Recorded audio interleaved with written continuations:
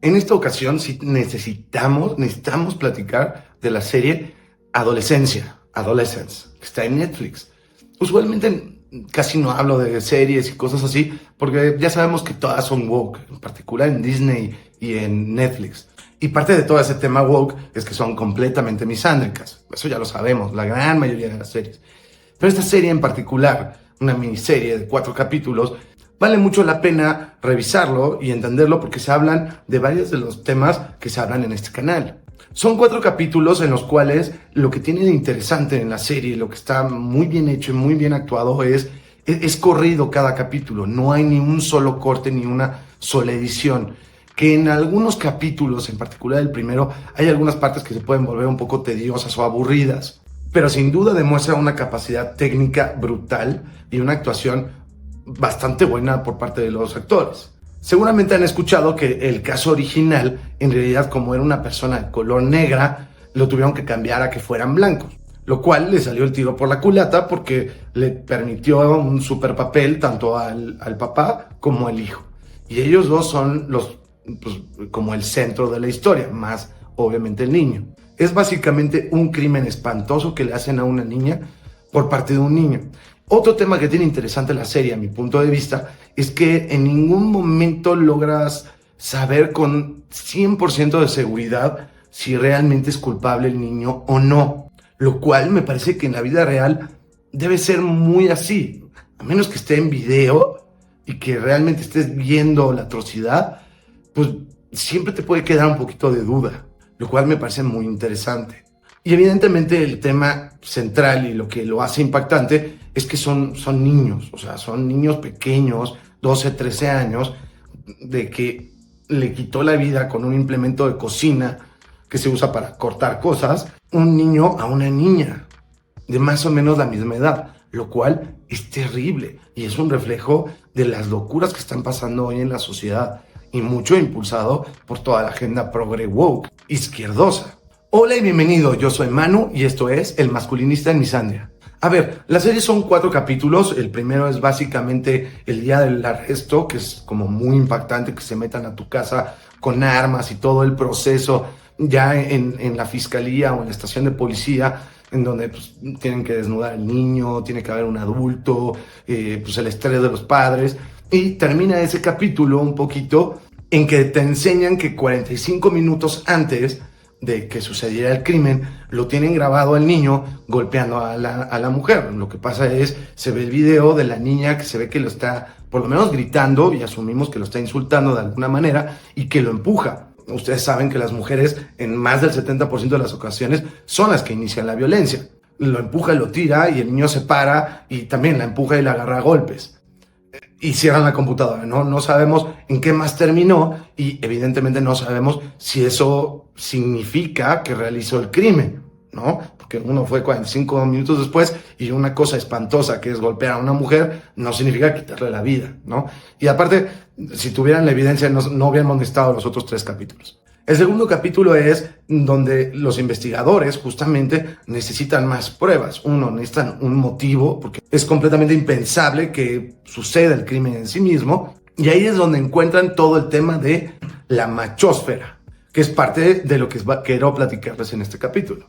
El tercer capítulo es espantoso y hasta quieres estar en el favor del niño con la psicóloga mujer. Y el cuarto capítulo es pues lo que le pasa a la familia después, las consecuencias meses después de las atrocidades que sucedieron y el impacto que pudiera llegar a tener en el círculo cercano en este tipo de situaciones.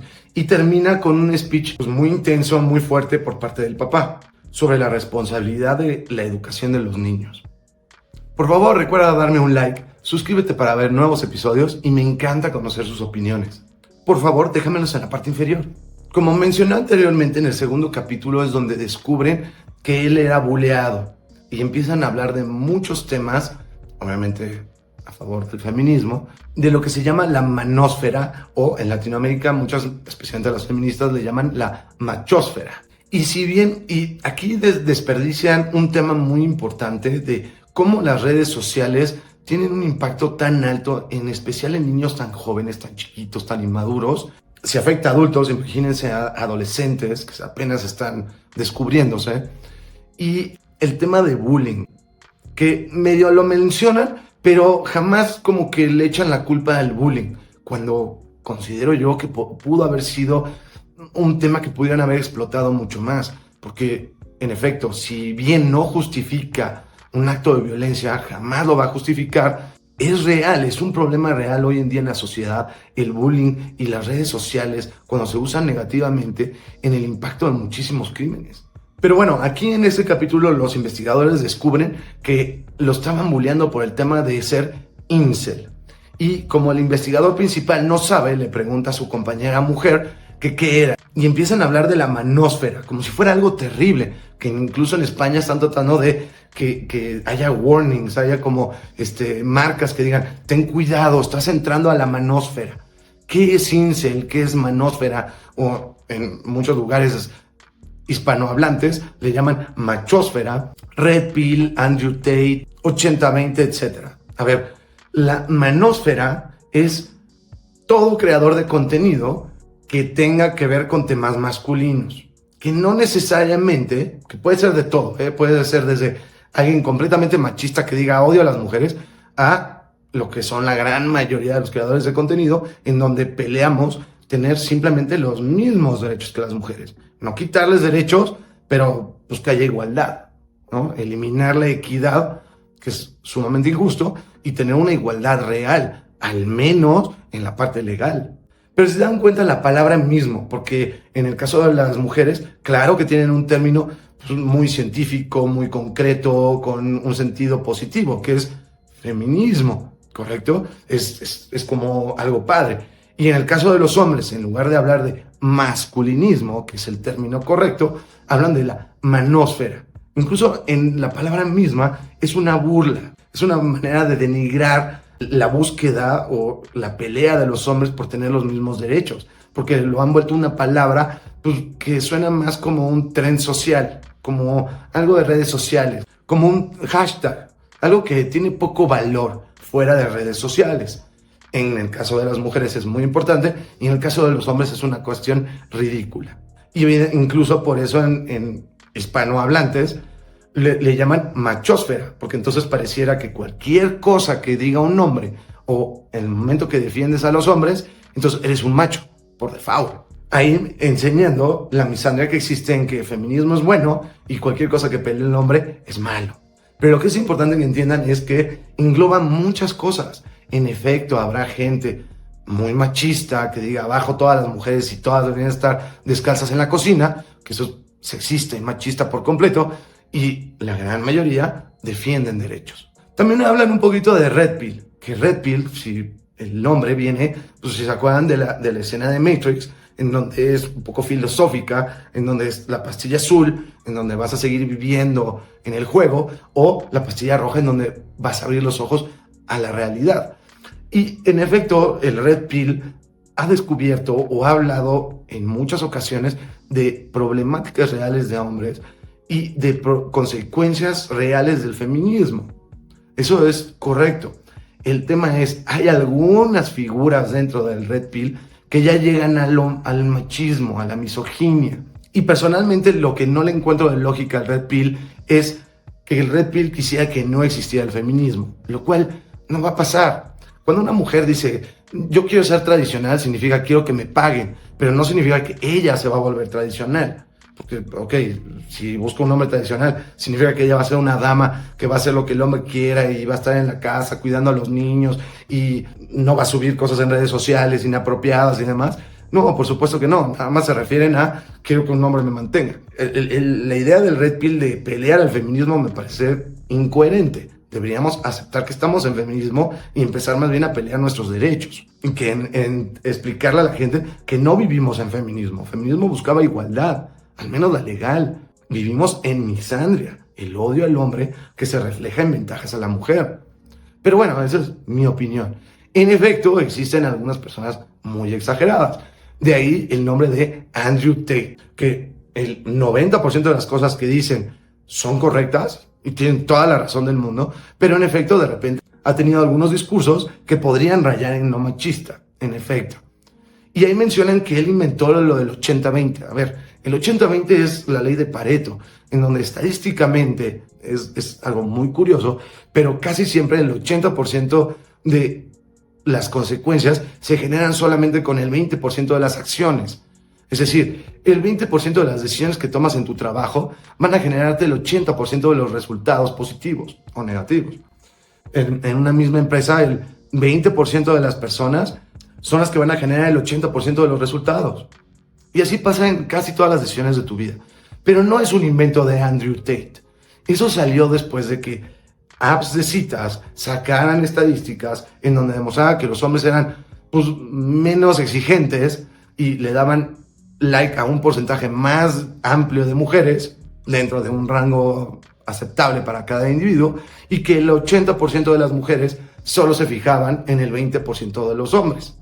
Eso era lo que decían los números reales de las apps de citas. Y entonces aquí es como muy ofensivo. La detective mujer está muy ofendida. Andrew Tate y sus mensajes de odio. Y la manósfera es todo el odio a las mujeres. Y entonces se le meten a la cabeza. Entonces tendríamos que tener cuidado de lo que los niños ven. Todo ese capítulo estuvo dirigido a vendernos la idea de censurarnos. De decirle a la gente, escuchar temas de hombres es malo, es peligroso. Debería estar prohibido. Recuerda que ya salió a la venta mi nuevo libro. Yo soy el autor y se llama El hombre feminista en un mundo misándrico. En mi perfil vienen los datos para que lo busques. Y también ya está en inglés. También mencionan el tema de incel, que hoy en día, que es básicamente que eres célibe sin que tú lo quieras, ¿no? Hoy en día, en realidad, más que una clasificación de algún ser humano, es porque es un insulto. Es una manera de decirle al hombre, vales poco. No vales nada. En muchísimos casos, o la gran mayoría de los casos, incluso en adultos, puede ser el tema económico. Es un incel, porque como no tiene dinero, pues básicamente no vale nada. Hoy es incluso un insulto realmente muy fuerte. Cuando yo era joven, en mujeres, decir la grosería o la palabra grosera de prostitución era terrible. Creo que hoy en día ya no, porque hoy lo aplauden, pero esto es como lo mismo, es como el peor insulto que una mujer le puede decir a un hombre. Y se utiliza como una manera de bullying. No estoy de acuerdo en algo que haces, eres un incel. Hay otros dos temas antes de terminar que me gustaría platicarles. Uno es el tercer capítulo de La psicóloga, lo cual fue sumamente injusta porque en lugar de hacer psicología, estaba tratando de engatusarlo, de engañarlo, de llevarlo a que aceptara cosas que ni siquiera se le habían ocurrido. Es un niño de 12 años. Que le está empezando a preguntar de repente cosas de experiencias sexuales. Tiene 12 años, por Dios. Y dos, en realidad lo está engatusando, lo está llevando a que él solito se atore o casi confiese algo, confundiéndolo. Pero lo que es terrible es que hoy en día se toma la palabra de un psicólogo como una evidencia, cuando la psicología es demasiado subjetiva y, queramos o no, la cosmogonía propia del psicólogo se ve reflejado en el resultado. No es una ciencia exacta. No es como medicina o química o otras cosas. Es demasiado subjetivo. A un mismo sujeto lo entrevistan 5 psicólogos diferentes. Seguramente los 5 van a tener puntos de vista diferentes. Igual y llegan a una misma conclusión de alguna desviación, pero de razón, del porqué, va a ser diferente. Y hoy en día se está utilizando como un método de evidencia. Y lo peor aún es que están poniendo una mujer, las cuales las mujeres les dan más trabajo de desapegarse del feminismo y de ser un poquito más empáticas. Esa es la realidad. En todo el mundo occidental han salido noticias, han demostrado que hay muchísimas psicólogas que son feministas, que siempre van a estar en contra del hombre. O sea, no son neutrales. En México es más, había unas que lo vendían. A ver, señora, yo le voy a cobrar 50,000 pesos por demostrar que su marido la golpeaba. O se lo vendían al hombre.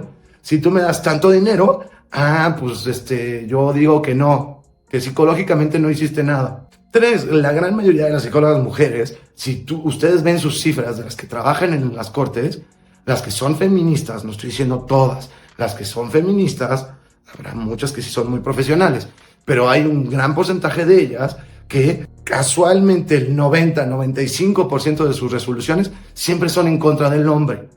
en el entendiendo que su cosmogonía, ellos creen que el hombre siempre es el malo por default, que a las mujeres siempre hay que creerles, que todas las mujeres son seres de luz.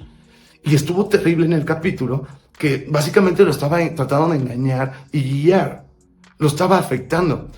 Y pongámoslo tantito al revés. ¿Qué hubiera pasado si el crimen lo hubiera hecho una niña a un hombre varón? Para empezar, no creo que ni siquiera hubiera llegado a la fiscalía porque pues, las mujeres todas son santas, ¿no? Pero, ¿les parecería justo que un psicólogo hombre entrevistara a la niña? Me parece que no. A la que pudiera ser la criminal, me parece que no. Y el último punto que quiero platicarles es en el último capítulo que en verdad enseña todos los desastres que tiene la familia, todo el sufrimiento que tiene la familia, que si no hubiera sido tan misándrica, nos podría dar un ejemplo de lo que le pasa a las familias con las denuncias falsas. Hubiera sido un ejemplo clarísimo de cómo le arruina la vida, no solo al posible criminal, que recuerden, son posibles criminales y posibles víctimas. Hoy en día, cuando una mujer es posible víctima, de inmediato se vuelve víctima. Pero bueno, y al final hay todo un speech por parte del hombre de que él debió haber estado un poquito más. Y la parte que encontré un poco misándrica es, en efecto, la parte de valores, de fortaleza, de muchos de los aspectos positivos en la crianza de un niño, proviene del hombre. Y sin ella, pues puede haber problemas como este.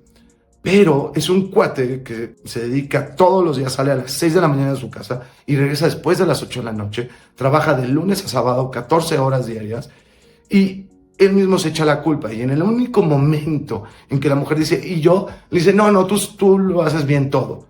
Y ella misma luego contesta, no le duró ni 20 segundos la duda. Sí, claro, yo soy una muy buena madre. Pero si estuvo todo el día con la madre, ¿dónde está la responsabilidad de las madres? Porque claro, el papá se mata trabajando para mantenerlos.